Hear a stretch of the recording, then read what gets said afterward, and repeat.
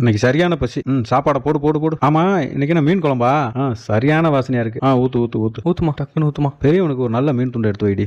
ஆமா, இவேண்டி இப்படி உட்காந்துருக்கேன். ஏண்டா வாடா, ஒன்னா உட்காந்து சாப்பிடலாம். அவன் என்னைக்கு மட்டன் சிக்கன் மீன் எல்லாம் சாப்பிட்டிருக்கேன்? முட்டை கொடுத்தா எத்தனை வேணாலும் திம்பியான். கறி தான் சாப்பிட மாட்டேன், வெறும் குழம்பாவது ஊத்தி சாப்பிடலாம்லப்பா? ஏண்டா இந்த வயசுல நான்வெஜ் சாப்பிட்டு பழகாம வேற எப்படா சாப்பிட்டு பழக போற? வாடா சாப்பிடலாம். அவனை ஏன் டிஸ்டர்ப் பண்றீங்க? அவன் இப்பதான் ரசத்துல சாப்பிட்டு உட்காந்துருக்கான். இவனை இப்படியே விட்டா கதையாகாது. இவனை எப்படியாவது இன்னைக்கு நம்ம மீன் குழம்பு சாப்பிட வச்சிடணும். சரிப்பா, ஏதாவது ஒரு ஐடியா பண்ணும்டா. ஏப்பா அவனுக்கு முட்டையில ஏதாவது பண்ணி கொடுக்கலாம்லப்பா? ஏண்டா தம்பி, அம்மா நீ முன்னாடியே ரசத்துல சாப்பிட்டேன்னு சொல்றாளே, அது உண்மையா? ஆமாப்பா, உண்மையிலேயே சாப்பிட்டேன்ப்பா. அப்ப முட்டையை வச்சு ஏதாவது பண்ணி தரவா? காலைக்கு ரொம்ப பிடிக்கும்ல உனக்கு? சரிப்பா. இப்ப நம்ம ஒரு டம்ளர்ல ஒரு முட்டையை உடைச்சு சேர்த்துட்டு ஒரு கரண்டி நிறைய மீன் குழம்பு இதோட சேர்த்துட்டு கலந்து விட்டுக்கலாம். அதுக்கப்புறமா ஸ்டவ் ஆன் பண்ணிட்டு அதுல ஒரு தோசை கல்ல வச்சு எண்ணெய் சேர்த்து அது நல்லா சூடாகி வந்த பிறகு நம்ம கலந்து வச்சிருக்க அந்த முட்டையும் குழம்பையும் இதுல ஊத்தி ஒரு 2-3 முறை இதே போல பிரட்டி விட்டு இப்ப நம்ம தயார் பண்ண மீன் குழம்புல செஞ்ச முட்டை கலக்கிய எடுத்துட்டு போய் சின்ன வயிட்ட சொல்லாம கொடுப்போம். சூப்பரா இருக்குப்பா.